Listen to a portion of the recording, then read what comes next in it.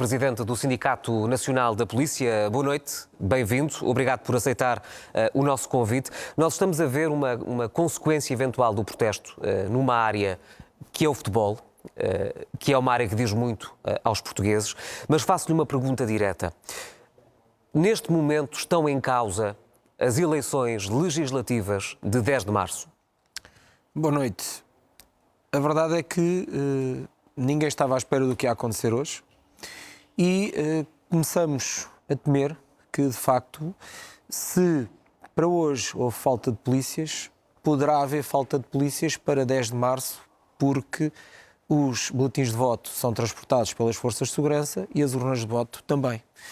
E o Governo parece que aquilo que foram as massivas manifestações de Lisboa no dia 24 e no dia 31 no Porto, portanto, o Governo parece que não quis ouvir os gritos de revolta dos polícias.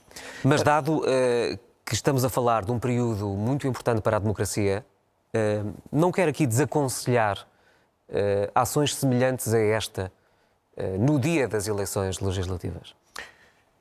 A verdade é que os sindicatos têm tentado, por todas as formas, e as associações também, portanto, sindicatos da PSP, associações da GNR, através da plataforma, que as coisas sejam feitas dentro dos princípios basilares da democracia e dentro daquilo que são as linhas vermelhas do que se pode e não pode fazer. O Governo nem assim tem escutado os profissionais das forças de segurança. Obviamente, nada disto é o que os sindicatos desejariam que estivesse a acontecer. Isso é claro, eu julgo que nenhum polícia gostaria que isto estivesse a acontecer. Mas quando a própria plataforma que agrega vários profissionais refere que os protestos vão subir de tom e que pode haver situações em que ultrapassem até a própria lei, o que é que se quer dizer com isto? O que se quer dizer é exatamente aquilo que lá está escrito. É que a plataforma tem tentado, dentro daquilo que são os princípios legais, lutar pelos direitos dos polícias. O Governo tem feito ouvidos mocos àquilo que os polícias dizem. O Governo não está a dar respostas às solicitudes dos polícias. Não está a saber responder à altura de um Governo competente para resolver um problema que é grave. A prova disso foi agora o jogo do Famalicão. No Porto, também, a falta de efetivos está a ser evidente. O jogo do Porto esteve em risco e teve que o policiamento que estava a fazer a segurança, a operação desenvolvida na região do Porto pela PSP a semana passada, ou esta semana, aliás, teve que ser desviado os policiais que estavam ali a fazer o serviço da Unidade Especial de Polícia para o jogo de futebol e teve que o Sr. Comandante Metropolitano do Porto dar uma satisfação ao Sr. Juiz de que, de facto, havia necessidade de que os polícias não estivessem ali momentaneamente a fazer a segurança aos inquéritos, aos interrogatórios, mas sim a fazer segurança no jogo do Dragão, porque havia falta de elementos policiais e já cerca de meia centena de elementos do Comando Metropolitano do Porto tinham dado também parte doente. No caso das eleições legislativas, o transporte de urnas de voto não tem substituição possível? Que eu saiba, será não. Muito mais difícil do que estas situações de que hoje estamos a falar? Evidentemente que sim. E eu quero acreditar que isso não vai acontecer. Mas não podemos descartar. E temos que alertar o Governo para aquilo que pode acontecer. Mas são ou não as forças de segurança essenciais à democracia? Claro que são. As forças de segurança são um dos pilares da democracia. Então como é que explica a quem nos ouve que possam colocar em causa o grande momento democrático de um país, que é o momento em que os eleitores vão votar? Essa pergunta tem que fazer ao Governo português. O Governo português é que fragilizou este pilar da democracia. Foi o Governo português, com a sua teimosia de não querer resolver os problemas, que está a empurrar os polícias para um precipício e está a forçar os polícias a tomar posições extremadas que, volto a dizer, não são desenvolvidas pelas estruturas sindicais e associativas, são por iniciativas inorgânicas e as coisas começam a perder o controle. Precisamente por ser por iniciativa inorgânica, pergunto se não quer aconselhar os seus colegas alguma ponderação sobretudo para 10 de março? Eu tenho que dizer aos meus colegas que eles são profissionais de forças das forças de segurança, seja PSP, seja GNR, e eles sabem perfeitamente as suas responsabilidades. Mas também tenho que dizer ao governo português que sabe perfeitamente quais são as suas responsabilidades e desde que todo este conflito entre os profissionais das forças de segurança e o governo começou, o governo está em silêncio absoluto. Nós, da parte do governo, ainda não obtivemos um único ponto de contacto. Nós estamos numa situação em que começa a cair em descrédito o movimento sindical e associativo por culpa do próprio governo. Quem está a criar o monstro, quem está a criar a besta, é o próprio governo. Mas não teme que esse descrédito seja ainda maior e eventualmente inultrapassável se os portugueses olharem para o 10 de março com desconfiança em relação à polícia por não garantir o escrutínio eleitoral? Eu acredito que isso possa acontecer. E pode ser um perigo que pode acontecer. A verdade é que eu não controlo os meus colegas. Eu não tenho mão sobre os meus colegas, porque, como eu acabei de dizer, o governo levou e extremou as posições de tal maneira, com a sua teimosia, que os polícias, neste momento, estão predispostos a fazer aquilo que têm estado a fazer. E isso é que é grave, é termos um governo que está a ver um dos pilares da democracia a desmoronar-se e não fazer nada. E este governo ainda tem condições, antes das eleições, para oferecer algum tipo de solução? Qual é o governo que está em funções até 10 de março? Não é este? Se nós temos um conflito, se estamos a ver uma situação crítica, não a vamos resolver? Pergunto eu, se agora Portugal entrasse em guerra, nós diríamos ao nosso invasor, olha, esperem um bocadinho que dia 10 de março vamos ter novas eleições, façam a guerra a partir de 10 de março? A realidade é esta. E isto é uma guerra das forças de segurança? Não é uma guerra, eu utilizei isto como exemplo, não é uma guerra, mas é uma luta por direitos. Se atendendo a estas particularidades que estamos a ver hoje e ao risco daquilo que pode acontecer a 10 de março, se isto já é mais do que uma luta por um direito, se já é mesmo uma guerra? Não, uma guerra não é. Para ir uma guerra tinha que haver um movimento armado e não está a haver do movimento ponto de vista armado. democrático, Aliás, não digo do ponto de vista militar, uma guerra formal naturalmente, mas uma guerra a partir do momento em que se coloca em causa. Os polícias estão a dizer que não estão capazes para trabalhar por questões de saúde. E quanto a isso, não é uma guerra, é uma realidade. Por exemplo, a Direção Nacional da PSP já emitiu um comunicado a esclarecer, onde fala no número não habitual de polícias que informaram que se encontravam doentes, comunicando baixa médica. Esta expressão, número não habitual. Não é estranho, de facto, um conjunto alargado de polícias simultaneamente apresentarem baixa médica? Depende da sua predisposição psicológica. Depende do seu estado de espírito.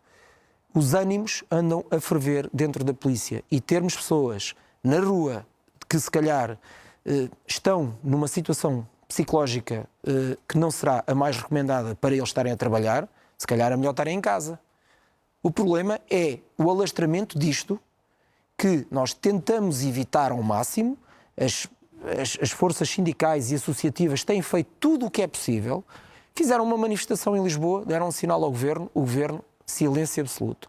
Fizeram uma mega manifestação no Porto que ninguém estava à espera, nem nós próprios estávamos à espera da dimensão daquela manifestação, e o governo, silêncio absoluto. E de repente, os senhores agricultores, e com toda a razão, ninguém está a pôr isso em causa, em menos de 24 horas têm o seu problema resolvido. E o governo continua a teimar em nem dar uma única palavra aos polícias. O senhor Primeiro-Ministro ainda não se dirigiu às polícias nem uma única vez. O protesto de agricultores tornou ainda mais evidente para si esta Claro, porque se não há dinheiro para os polícias, como é que o governo arranja sempre dinheiro para todas as outras necessidades que invoca? Mas teme procedimentos disciplinares contra estes agentes?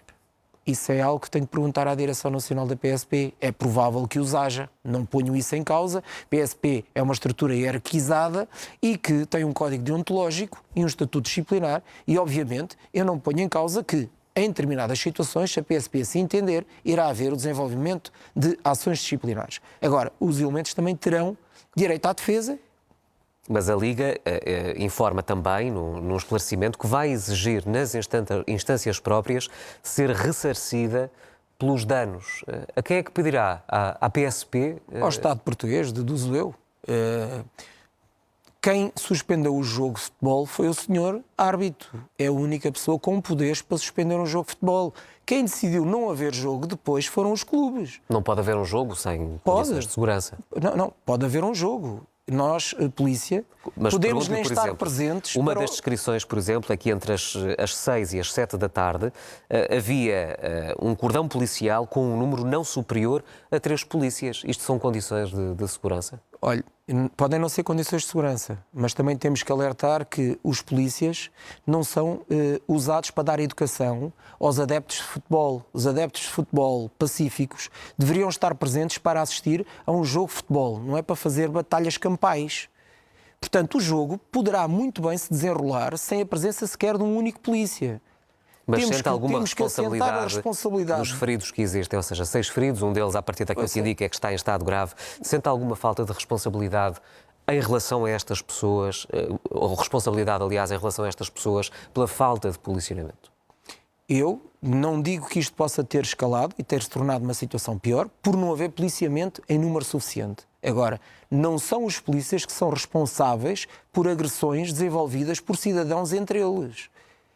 Isto depende do civismo que as pessoas têm. Mas dando este contexto, quem é que tem a competência de garantir a ordem pública? Independentemente do civismo da população. Não. Quem tem a competência de garantir a ordem pública é a polícia. Mas também não há um polícia a cada esquina. E nós temos também observado muitos jogos de futebol que estão com grandes policiamentos e não é por causa disso que não deixa de haver agressões. Mas já agora, mas lamento amanhã muito existe... que tenha havido feridos, isso aí, desde já, deixar isso bem expresso, lamento muito, e estou certo que todos os meus colegas também lamentam que tenha havido feridos. Mas não sente responsabilidade neste desfecho? Eu não sinto, particularmente, eu não sinto. Nem da classe que representa? Eu julgo que não, porque, mais uma vez, volto a dizer, não foram agressões que a polícia tenha responsabilidade no seu início. A polícia teria que dar resposta às agressões, mas as agressões já estavam em curso. Olhando ao dia de amanhã, vai haver mais um jogo, Benfica-Gil Vicente. Pode repetir-se o que hoje vimos? Não sabemos. É como hoje no jogo do Porto. Foi uma incógnita, cerca de, segundo sei, meia centena de elementos policiais. Acabou também por recorrer a ir ao médico e dizer que estava doente. Não sei o que é que vai acontecer. A realidade é que nós não sabemos. Isto, como eu já disse, está a correr à margem do que é as ações desenvolvidas pelas estruturas da plataforma. A questão mais sensível, eu diria, são as garantias que são dadas, porque a Liga, neste caso, a Liga Portugal, refere que foram dadas garantias por parte das autoridades que haveria todas as condições de segurança para a realização deste jogo. Como é que se dá uma garantia, de facto, e ela depois não se concretiza? Muito simples, porque estava-se a contar que estivessem presentes um número de polícias. Obviamente, se aparece uma situação inopinada em que, à última da hora, os elementos policiais metem parte doente, é uma situação que não era expectável, portanto, aconteceu, tal e qual como pode acontecer em qualquer lado e em qualquer profissão. Não é algo que nós controlemos, faz parte da saúde das pessoas. Eu aí não ponho em causa, não sou médico, não tenho que estar a fazer comentários sobre os motivos que levaram os elementos policiais a meter baixa. Agora, também posso dizer, não vale a pena estar a esconder isto, que estou certo que muitos elementos policiais não estão bem na perspectiva psicológica porque sentem-se completamente desgastados, frustrados com uma profissão que não é valorizada pelo governo português e que o governo português, ao longo do último mês e meio, não fez nada para corrigir. Permita-me só dizer, temos ouvido sempre a desculpa de que o governo está em gestão, o governo está em gestão. O problema não é de hoje. Quando o problema se criou, o governo ainda estava em funções. Sim. E o governo não resolveu o problema. O governo entrou em gestão e constitucionalistas vieram dizer: o governo pode resolver a situação. E o governo não resolveu. Pior ainda, o governo entrou em silêncio absoluto com as estruturas sindicais. E, basicamente, é o governo que está a empurrar os polícias por uma questão de desespero para este tipo de medidas. E a própria Liga também exige ao governo, em especial ao Ministro da Administração Interna, algum tipo de ação. Armando Ferreira, queria agradecer a oportunidade para ter